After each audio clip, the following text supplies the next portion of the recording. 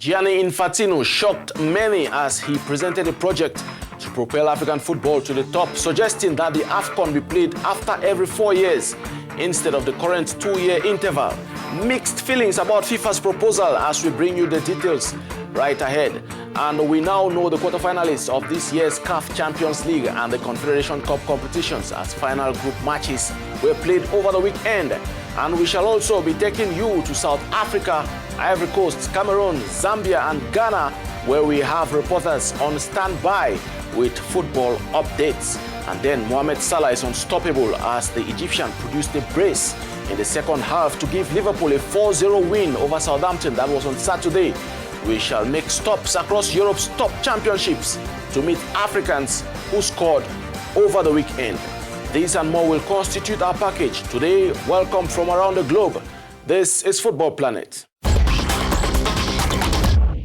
FIFA has revealed new plans for African football, one that seems to minimize national team football to club football, especially in Europe. In effect, FIFA is proposing that the Afcon competitions be played after every 4 years instead of the biannual trend that already is in place. Tough proposals that have been met with outrage by some on the continent. The Africa Cup of Nations should be played every 4 years instead of 2, FIFA President Gianni Infantino urged the continent's soccer leaders on Saturday. Infantino said the event would benefit from increased revenues and gain international prominence. Ce que je vous demande de discuter et de réfléchir, c'est de passer la Coupe d'Afrique. What I am asking you is to discuss and reflect, to pass the African Cup of Nations every 4 years instead of 2. Of course, provided that the income that we lose if we organize every 2 years is compensated, but we can take care of that if we work together. We will not only double the revenues of the Nations Cup, we'll multiply them by 4 or 6 by presenting a product not just to Africa, but to the world, and that everyone wants to see.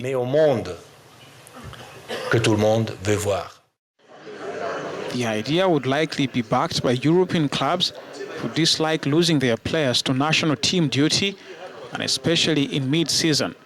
The 2021 Africa Cup of Nations kicks off in January in Cameroon. Infantino was addressing football heads in Morocco on developing soccer in Africa. Now, after Saturday's proposal, we quickly put up an opinion sampling poll on Africanews page that was on Facebook.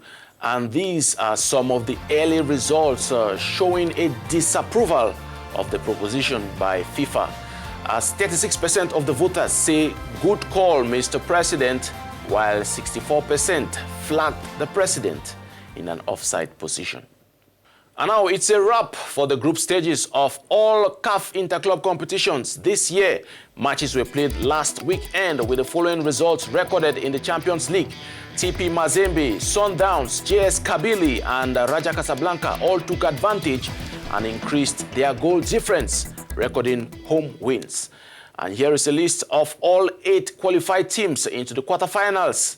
Interestingly, every single team has tasted glory in this competition prior, as they share 29 titles among themselves.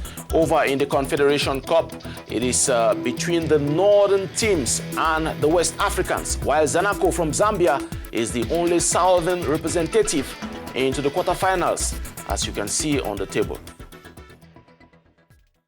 Like we promised, we are taking a tour of some African championships. Let's move over to Cameroon to meet Angu Leslie with updates from the second phase of the championship. It is important to remark that 19 goals were scored across 9 games in this round of matches. And those 19 goals were scored by 18 different players, as Francis Elimbi is the only player who scored once in Colombe's 2-1 victory against Avion Academy of Nkam. The leaders, Cotton Sport Garwa, and the closest pursuers in PWG of Bamenda all dropped points in their different outings away from home. And I think in all, it was a great round of matches. Union Sportif of Douala won for the second time in 2 outings in the second round of the championship, thanks to an old boy of the club returning for the first time, it's appearing for the club for the first time since 2012 in Happy, Jean-Marie Nubisi. But I am very much keen on the top of the table where Cotton is leading with 37 points. PWD surprisingly are still trailing them with 33 points, and Colom has gone back to the third spot with 30 points. And at the bottom, it's not looking very well for the clubs from the central region because AS Fortuna is on 17 points, topping from the bottom, meaning is closest to them from the bottom with 21 points, and Dragon of Yaoundé have just 21 points after their latest defeats by 3-0 to UMS of Loom. The next round of matches will come up on Wednesday. Cotton will rush back home to wait for their next opponent, just like the other teams who will be waiting for their next opponent on Wednesday. But in all, I think that it was a satisfactory match day 19. And now we move down south to the Absa Premier League, where Tsefang files in from Johannesburg. We had an interesting weekend of Absa Premiership football here in South Africa over the weekend. Obviously, the big result was that of Orlando Pirates. They went away from home and beat Chippa United 2-1 in Port Elizabeth, which is a big result for them because it put them second on the table, 9 points behind the leaders, Kaizer Chiefs. Kaizer Chiefs were not involved in any action this weekend, so it was a chance for Pirates to close the gap at the top, and they did very well. They've gone now 9 games without a defeat since the new coach came in, and it just shows that now they can be title challengers, and that Soweto derby between them and Kaizer Chiefs at the end of the month will be very interesting. Sundowns were not involved in local action. They were playing in the CAF Champions League. Vies as well were not involved in local action. They were playing in the CAF Confederation Cup. So it was just a chance for Pirates to close the gap. SuperSport United, they had a chance to also close the gap, but they lost 1-0 to Golden Arrows, which leaves their title challenge, in a bit of a tough situation. I don't think that it's a good result for them. But at the bottom of the table, Black Leopards did well. They won at home, gives them a chance of surviving. Baroka FC lost, which makes life difficult. They lost 1-0 to Highlands Park. Amazulu won 1-0, which also gives them a chance of surviving. In terms of the top scorers in our league, Gabadino Mhango has opened up a gap at the top. He scored 2 goals against Chippa United, which puts him on 14 goals. He's 4 ahead of the guys behind him, which are Samir Nekovic of Kaizer Chiefs and Bradley Grobler of SuperSport United. So Gabadino Mhango at the moment is the one who's looking like he will win the Golden Boot at the end of the season. Interestingly, in Zambia, a 40-year-old striker, James Chamanga, is the top scorer in the league, as Aaron tells us more.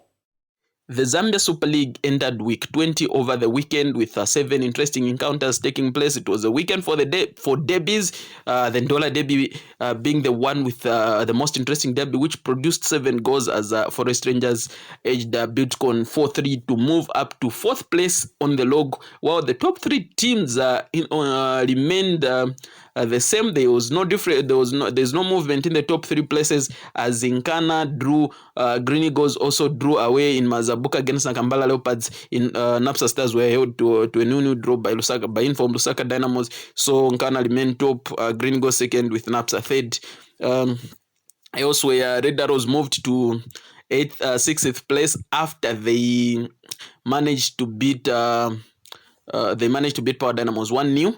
A second successive loss for Power Dynamos under the tutelage of coach Perry Mtapa, and the goal was scored by a 40-year-old James Chamango celebrating his birthday yesterday. So congratulations to him for that goal. Interesting enough, is the outright top scorer in the MTN 5 Super League, James Chamanga, age 40, still going strong.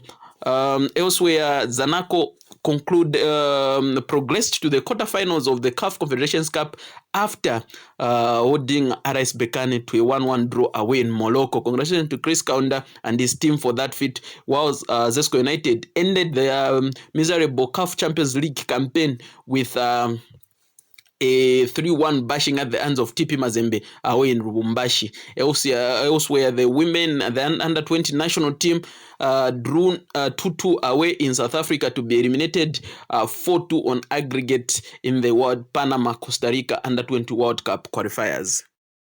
Mohamed Salah was the man of the match on Saturday as Liverpool beat Southampton 4-0, dusting off any doubts of becoming champions of England. Salah scored twice to bring his season tally to 14 goals in the English top flight. And now on his Premier League debut, Tanzanian striker Mbwama Samata scored his first goal barely days after arriving in England and becomes the first Tanzanian to play in the English top flight and also the first Tanzanian to score a goal as well. His side, Aston Villa, lost 2-1 away to Bournemouth. Senegalese prospect Opa Ngete was on the score sheet for FC Metz as they beat visiting Saint-Etienne 3-1 on Sunday. The 25-year-old midfielder scored twice in the game, bringing his goal tally to 4 in 21 league matches. The team's top scorer and compatriot Habib Diallo also completed scoring with his 12th goal of the season as FC Metz is on a roller coaster away from relegation. 2 goals in 2 games for Cameroonian forward Karl Toko Ekambi with his new club Olympique de Lyon. He scored the equalizer just before the break, only to see the home side, Nice, winning 2-1 at full time. Guinea-Bissau's Mama Baldé scored a goal and then later scored another goal for FC Dijon in a 3-0 demolition of Brest FC as he scored his 5th goal in 18 games played. Nigeria's Victor Osimhen's 80-minute goal saved all 3 points for Lille as they traveled to Strasbourg. The striker scored from the spot with his 11th goal of the campaign. In Spain, Kenneth Umeru scored the winning goal for Leganes in their home 2-1 victory over Real Sociedad. It was the Nigerian defender's first goal in the 15 La Liga matches. It's a wrap, and bye-bye for now.